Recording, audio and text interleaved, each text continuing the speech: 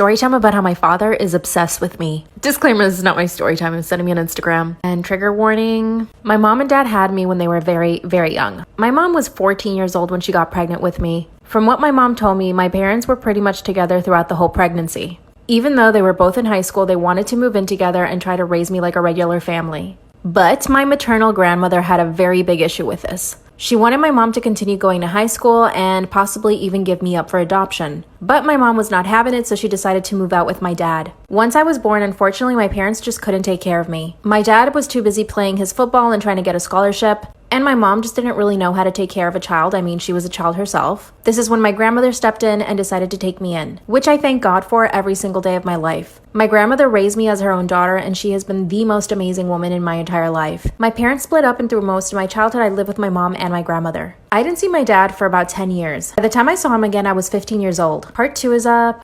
Story time about how my father is obsessed with me. Disclaimer, is not my story time, it's that I mean on Instagram. And trigger warning. I finally saw my father again when I was 15 years old. From the moment he saw me, he wanted to hug me and kiss me all the time. At first I thought it was normal because he's my father and he hadn't seen me in over 10 years. After a few weeks of him coming to visit me, I started feeling really strange. This was also around the time where I was getting noticed by boys in school. And you know that feeling you get when you know a guy likes you? Well, that's the feeling I started getting from my own father. Every time he touched me, it was like too touchy. And every kiss was just strange. One of the things that really started to bother me was that he liked going to the beach, and he wanted to make it a thing. He would always say, let's go to the beach on the weekend, but I didn't feel comfortable with him. First off, he never invited my mom to come or my grandma, so it was always just me and him. He even took me shopping for bikinis, and this is when my stomach dropped. At the bikini shop, he asked for small bikinis, like the type that show a lot of skin. Told him I wasn't comfortable with that. I wanted a bathing suit. He said no and bought me a thong bikini. He stared at me all day at the beach. Part 3 is up.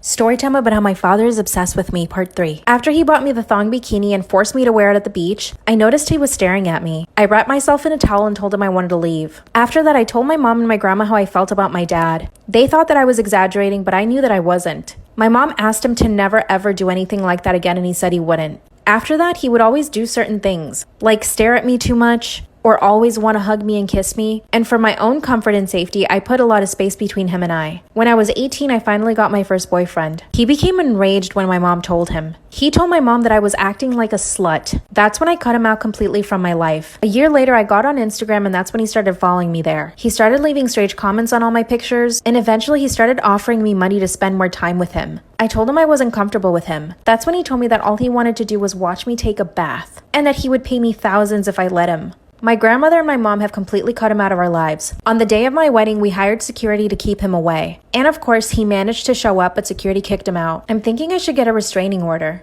Luckily, my mental health hasn't suffered too much from this. He's obviously an unwell person, but I actually feel really bad for him. And I feel like getting a restraining order is just gonna make things worse. What the heck should I do?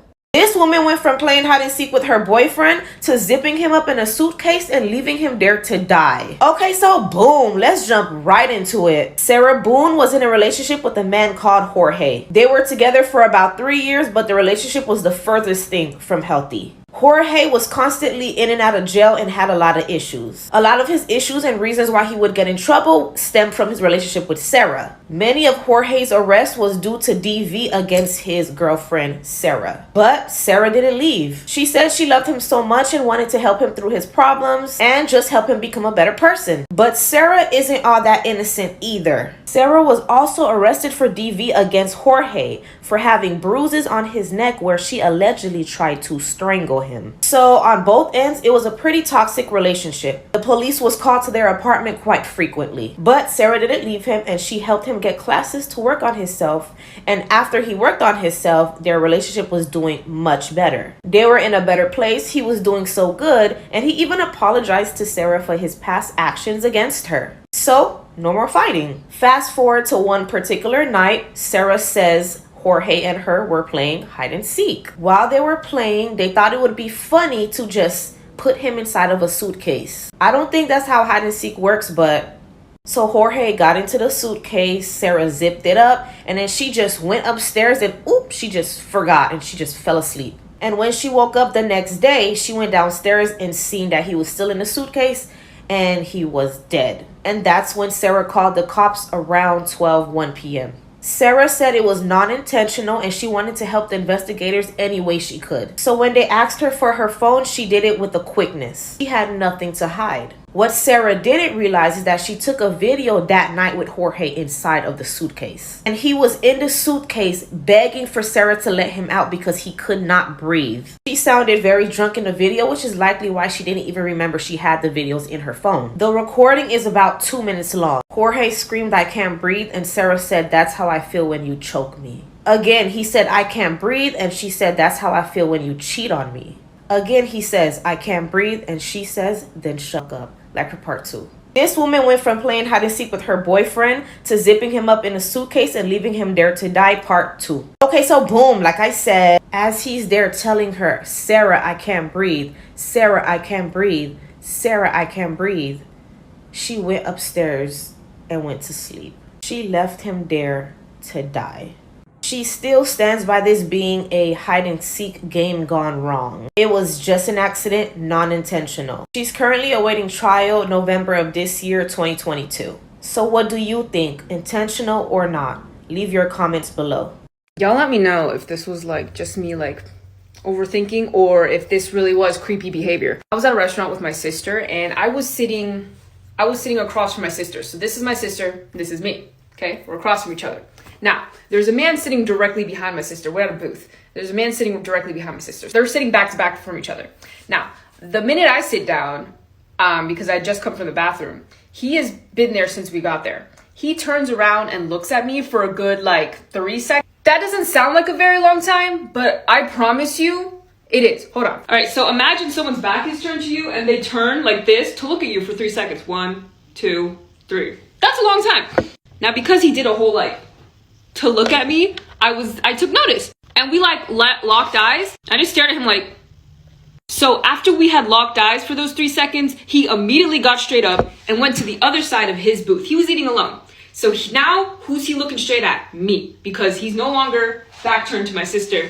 He's on the other side looking straight at me.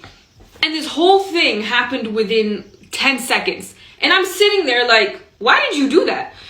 And I was gonna text my sister kind of to just test this out because he immediately pulled his phone out and did this really creepily. And I was like, ha, ha, not today. Ha, ha.